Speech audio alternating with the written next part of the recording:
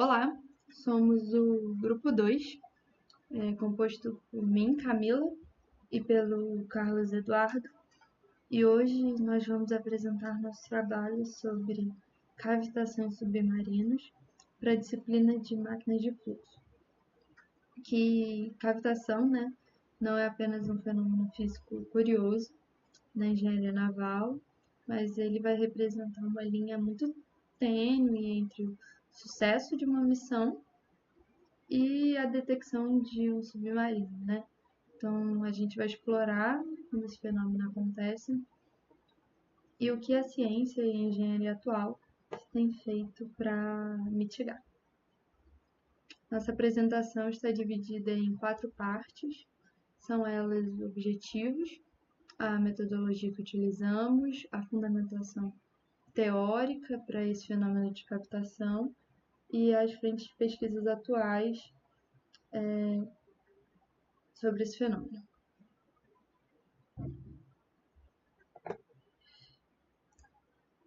Os nossos objetivos centrais são três pilares. O primeiro, apresentar os fundamentos físicos que regem a captação e escoamentos líquidos. O segundo, e talvez o ponto mais crítico para a engenharia naval, que vai ser contextualizar a captação como a principal vulnerabilidade acústica de submarinos. Por fim, vamos introduzir as frentes de pesquisa voltadas para mitigação e predição desse fenômeno.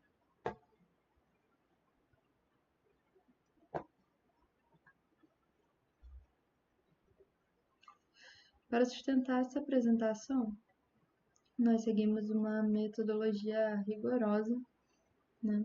Então a gente realizou uma revisão sistemática da literatura, focando em cavitação e ruído hidrodinâmico. Depois aplicamos esse conceito no cenário de aplicações navais e submarinas, com ênfase na furtividade acústica, e além disso fizemos um levantamento de dados aí do ano de 2020 até 2025, analisando artigos, relatórios técnicos, patentes, tudo sobre a tecnologia utilizada hoje em dia para a predição desse fenômeno. Mas afinal, né, o que é cavitação? Podemos definir cavitação como um fenômeno hidrodinâmico de mudança de fase. O ponto crucial é que ela ocorre quando a pressão estática local cai abaixo da pressão de vapor do líquido. Diferente de uma fervura comum, nessa situação não tem nenhum tipo de aumento de temperatura. Como nós podemos observar na imagem à esquerda, as zonas esbranquiçadas nas extremidades das pás da hélice.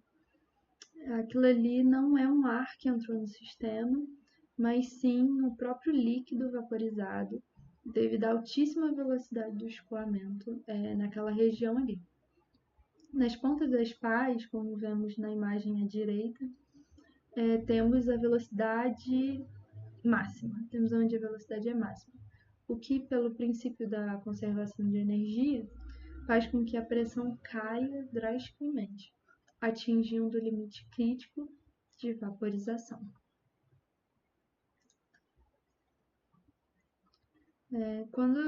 Ao analisarmos aí o diagrama de fase da água, podemos notar que ao atingir a fase de vapor,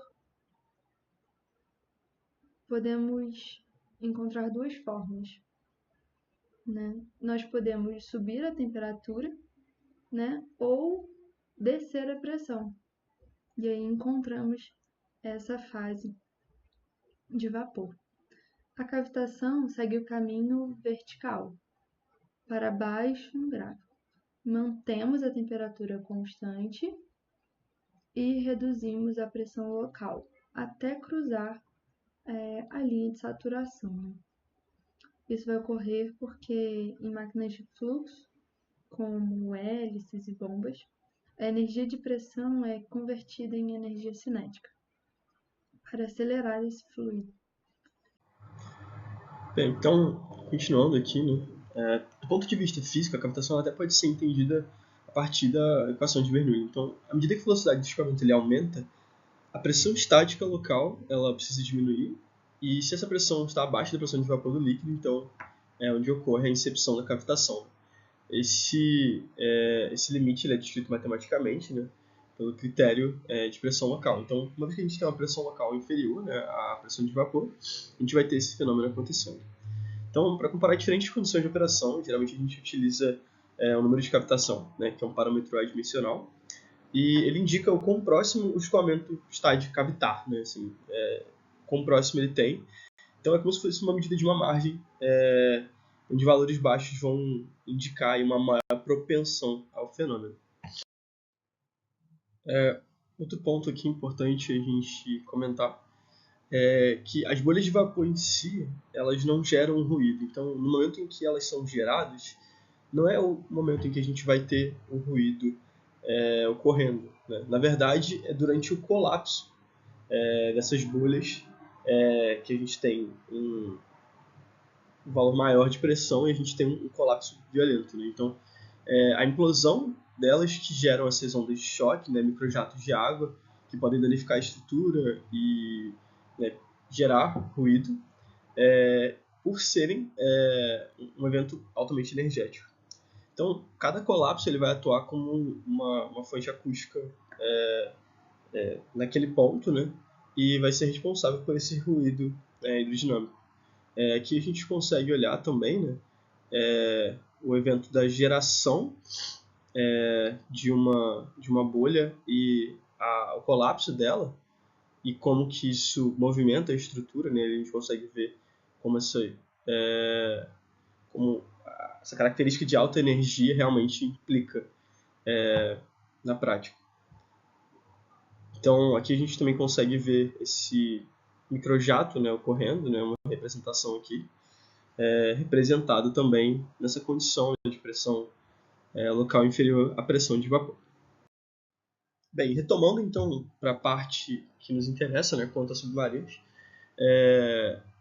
uma das principais objetivos, né, de um projeto de um submarino pode ser justamente essa questão de ser altamente não perceptível a radares e tudo mais. E um rotor que provoca esse tipo de ruído, ele acaba gerando essa vulnerabilidade acústica. Então, o submarino ele trabalha como emissor ele é de ruído e ele pode ser facilmente detectado, né, por sonares passivos. Então, o colapso das cavidades eles vão acabar gerando um ruído de banda larga. E aqui nesse gráfico é interessante a gente consegue ver também justamente a questão entre o momento aqui de geração, né, da bolha. Então a gente tem o raio da bolha aqui no máximo e depois que ele ocorre, né, de ter o colapso, um tempo depois, né, a gente acaba tendo aí esse ponto aqui de pressão acústica, né, esse ruído de banda larga que a gente comentou. Bem, para a gente conseguir entender, né, como que funciona essa questão sonora matematicamente, né, como que vão ser abordadas em artigos e na engenharia como um todo, né, a gente utiliza decibéis, a gente tem diversos níveis em que a gente pode estar tratando isso. A gente trabalha no escala logaritmo, então acaba que a gente não consegue tem certos efeitos, né, de soma de duas fontes de ruído que não podem ser assim diretamente tão compreendidas tão simplesmente, justamente por causa dessa questão logarítmica. Mas a gente tem esse SPL, né, que é basicamente uma intensidade sonora, né, esse Sound Pressure Level, e é assim que a gente vai ver aí nos outros gráficos, em outros pontos comentados, né, como resultado. Então, como a gente pode ver aqui, a gente nota, né, que para diferentes velocidades, né, a gente tem esses SPLs, né, agindo de maneira diferente. E é interessante mostrar aqui que, apesar de aumentar aqui entre as curvas azul e verde, a gente vê uma relação muito próxima do ruído. Então, a operação do rotor ele acaba sendo muito complexa, assim, porque em diferentes frequências assim, que a gente vai estar detectando, a gente vai ter impactos diferentes para velocidades diferentes. Então, tendo o rotor trabalhando uma determinada velocidade, ou se você quiser normalizar com a velocidade do próprio submarino, algo do tipo, para considerar todos os efeitos, você nota que o submarino ele vai ser limitado, né, no envelope operacional dele para respeitar justamente não ser detectado nesses níveis de frequência, então limitado por velocidade, RPM, entre outros pontos. Então, na parte da pesquisa, né, a gente consegue ver aqui um exemplo, a gente separou por tipos de mitigação diferentes, né? Então, essa primeiramente seria a mitigação na fonte. Então, existem alguns propulsores, tipo IMP, né, que são de ímãs permanentes, que utilizam dutos desaceleradores. Então, eles promovem uma pressurização de escoamento e retardam essa incepção da captação. Isso contribui para que haja uma redução do ruído em si, uma vez que também mitiga essa questão quanto à captação. Então, nessa mitigação na fonte, muitas vezes o objetivo não vai ser tratar o ruído, mas sim mitigar que a captação ocorra. Então, métodos que podem ser feitos para isso, né, modificar o escoamento, assim, subindo a pressão local, para diminuir esse gradiente, né, e evitar que a pressão abaixe a pressão de vapor. Então, maneiras de fazer isso podem ser redistribuindo, né, o carregamento ao longo das pás. Então, podem ser feitos estudos de como melhorar isso para ter uma pressão determinada ali na saída dos rotores, que não vai ocorrer esse efeito, entre outros pontos de design e da estrutura que podem elevar essa pressão para evitar o efeito. Quanto então a mitigação ela ativamente trabalhando, né, a gente pode ter que injeção de ar controlado, então isso modifica o escoamento e modifica o colapso, né, das cavidades de vapor. É como se funcionasse como um amortecedor. A captação está ocorrendo, a gente não está impedindo ela de acontecer, mas é como se essa modificação do escoamento pela injeção controlada de ar, ela vai acabar amortecendo essas implosões e assim reduzindo o nosso ruído. Aqui a gente consegue ver um gráfico também sobre isso, né, de um dos trabalhos que comentam justamente sobre essa questão de mitigação ativa.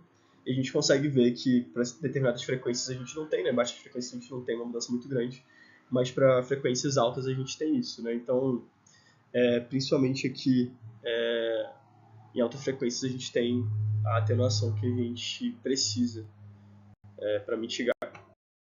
Então, continuando nessa pegada, a gente pode também ter mitigação nesse design agora mais focado em como os materiais vão responder a justamente a captação, né? Então, a gente pode utilizar revestimentos, estruturas que vão absorver determinadas frequências, e com isso a gente acaba também como se fosse reduzindo essa eficiência da propagação do ruído.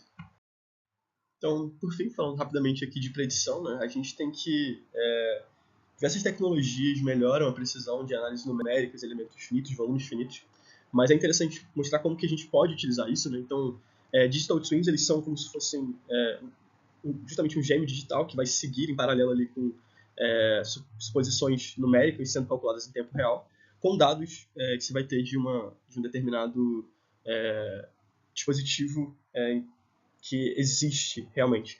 E com isso você pode inferir primeiramente a predição e depois um tratamento ativo, como foi comentado em outros pontos da nossa apresentação. Bem, essas foram as nossas referências. Assim, agradecemos a atenção. Muito obrigado.